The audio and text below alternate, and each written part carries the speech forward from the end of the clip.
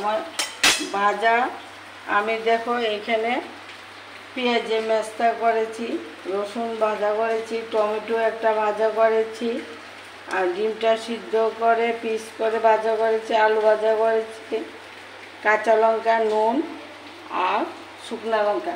আমি এখন একটু পুরন দেব। ভাজা কড়াইতে আমার তেলটা আছে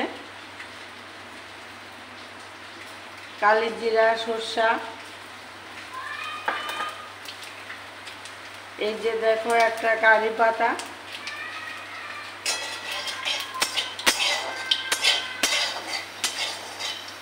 কারি পাতাটা দিয়ে দেব, বেশি দেব না। আমার একটা আলু একটা ডিম নিয়েছি।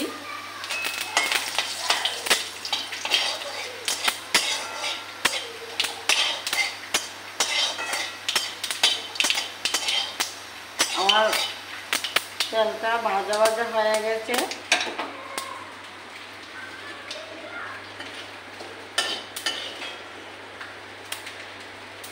তেল, কারি পাতা, কালি জিরা, সরষা আমি ওটা ঢেলে নিয়েছি।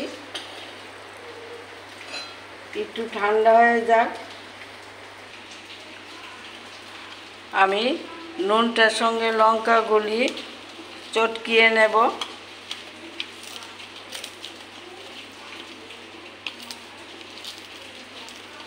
দেখো নুনের সঙ্গে আমার লবণটা মিশে গেছে। রসুন ভাজা করে নিয়েছি, রসুনটাও ওটার সঙ্গে মিশে নেব।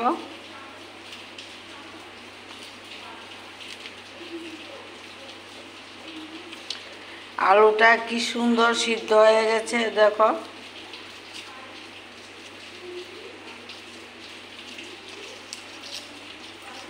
আজকে আলু, ডিম, টমেটো ভর্তাটা তোমাদের সঙ্গে শেয়ার করব।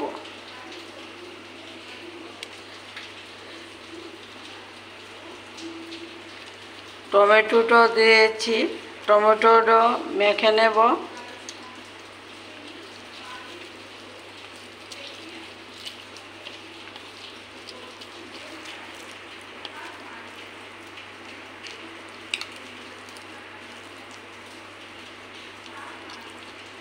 এভাবে তোমরা গরম ভাতের সঙ্গে, রুটি, যে কোনো সব রুটি, লুচি সঙ্গেও খেতে দারুণ লাগে।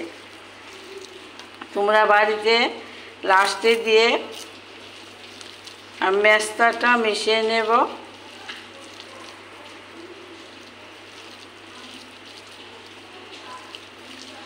আমার আলু, ডিম, টমেটো দিয়ে ভর্তাটা দেখো কি সুন্দর হয়ে গেছে। এইভাবে তোমরা, আমি যে উপকরণগুলি তোমাদের সামনে দেখে দিয়েছি, তোমরা একবার হলো বাড়িতে ট্রাই করে দেখবে।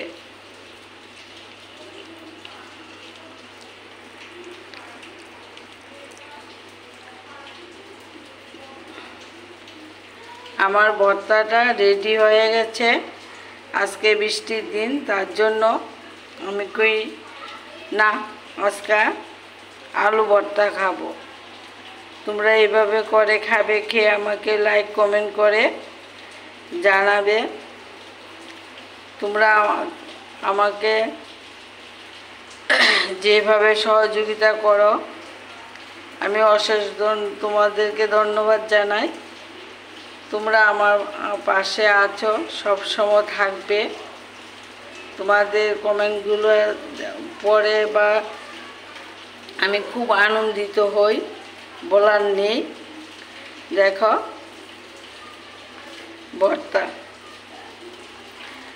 আমার যে আমি ভর্তা খুব ভালোবাসি, এই ভর্তাটা দেখে আমার জিভে জল এসে পড়েছে। দেখো তোমরা এইভাবে করে খাবে, খেয়ে আমাকে লাইক কমেন্ট করে জানাবে।